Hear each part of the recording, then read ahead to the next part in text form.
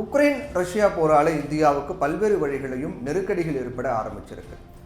இதுக்கு இந்திய வெளியுறவுத்துறை அமைச்சகம் எங்களை எண்ணெய் வாங்கக்கூடாதுன்னு சொல்ற நீங்களே ரஷ்யா கிட்ட இருந்து ஏகப்பட்ட பொருட்களை இறக்குமதி செய்கிறீங்க, அதனால அமெரிக்கா ஐரோப்பா நாடுகள் எங்களை டார்கெட் பண்றது நியாயம் கிடையாது அப்படின்னு அறிக்கை வெளியிட்டு பதிலடி கொடுத்திருக்கு.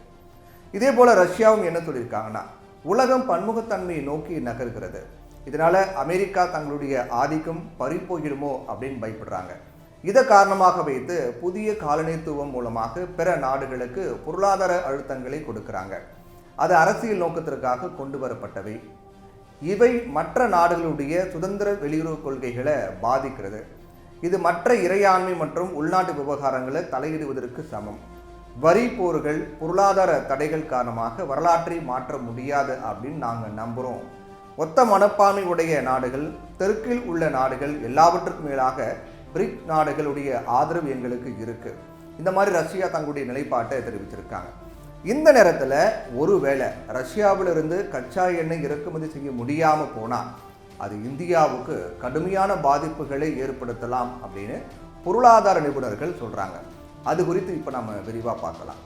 உக்ரைனுக்கு எதிராக ரஷ்யா போர் தொடங்குறதுக்கு முன்னால் இந்தியா அங்கிருந்து இவ்வளவு கச்சா எண்ணெய் இறக்குமதி செய்யலை.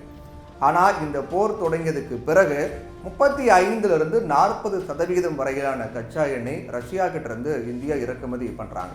இதுக்கு ரஷ்யாவோட தள்ளுபடி விலையும் மிக முக்கியமான காரணமாக இருக்குது. அதோட இந்தியாவுக்கு இது மூலமாக எக்கச்சக்க லாபமும் கிடைக்குது. கிட்டத்தட்ட 520 நாட்களுக்கு மேலாக இந்தியாவோட பெட்ரோல் டீசல் விலையில் எந்த மாற்றமும் இல்லை. சர்வதேச அளவில் கச்சா எண்ணெய் விலை பலமுறை இறங்கி ஏறி இருக்கு. ஆனாலும் இங்கே பெட்ரோல் டீசல் விலை ஒரே மாதிரியாக தான் இருக்கு. ரஷ்யா மாதிரி ஈரான் கிட்ட இருந்து இந்தியா கச்சா எண்ணெயை நிறைய வாங்குது. கம்மியான விலைக்கு தான் இந்தியா ஈரான்ல இருந்து இறக்குமதி செய்கிறாங்க. இருந்தாலும் பெட்ரோல் டீசல் விலை கொஞ்சம் கூட குறையல. இங்கே கூடுதல் விலைக்கு பெட்ரோல் டீசல் விற்பனையில் ஒரு லாபம், கச்சா எண்ணெயை சுத்தம் செய்து வெளிநாடுகளுக்கு ஏற்றுமதி செய்கிறதுல ஒரு லாபம். ஆக இந்திய அரசுக்கு இதில் இரட்டை லாபம் கிடைக்குது. ஒருவேளை ரஷ்யா கிட்ட இருந்து எண்ணெய் கொள்முதல் இந்தியா நிறுத்தினா வேற நாடுகள் கிட்ட இருந்து கச்சா எண்ணெய் வாங்குற மாதிரி ஒரு சூழல் இருக்கும். அப்படி வாங்கும்போது அதுக்கு கூடுதலாக செலவு செய்ய வேண்டி இருக்கும். இதன் காரணமாக இந்தியாவில் பெட்ரோல் டீசல் விலையே மேலும் உயர்வதற்கான வாய்ப்பு அதிகமாக இருக்கின்றது. இந்தியாவோட பல்வேறு மாநிலங்களில் சீக்கிரமாகவே தேர்தல் நடைபெற இருக்கு. இந்த பெட்ரோல் டீசல் விலை உயர்வு தேர்தலில் எதிரொலிக்கலாம், அது மாற்று கருத்து கிடையாது.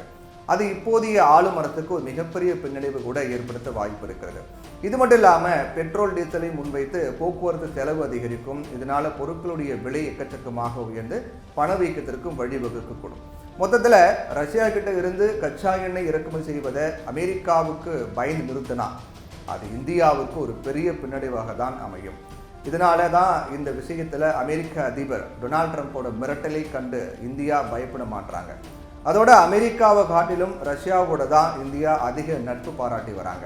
பிரிக் அமைப்பு தொடங்கி இராணுவ உபகரணங்கள், கச்சா எண்ணெய் இறக்குமதின்னு பல்வேறு விஷயங்களை இதுக்கு நாம் உதாரணமாக சொல்லலாம். அதனால ரஷ்யாவோட ஃப்ரெண்ட்ஷிப் இந்தியா எந்த காரணத்தை கொண்டும் முறிச்சிக்க முடியாது அப்படின்னு தான் நமக்கு தெரியுது. இதனால அமெரிக்கா அடுத்த எந்த ஆயுதத்தை கையில் எடுக்க போகிறாங்க, ட்ரம்ப்போட வரி விதிப்பு கொள்கை அவருக்கு எதிராகவே மாறுமா போன்ற பல்வேறு கேள்விகள் எழுந்திருக்கிறது. இதற்கான பதில்களுக்காக தான் நம்ம காத்துக்கிட்டு இருக்கோம். வெயிட் பண்ணி பார்க்கலாம். ஜெயச்சந்திரனின் அடடா ஆடியோ ஆஃபர் 5 முதல் 70% வரை டிஸ்கவுண்ட்.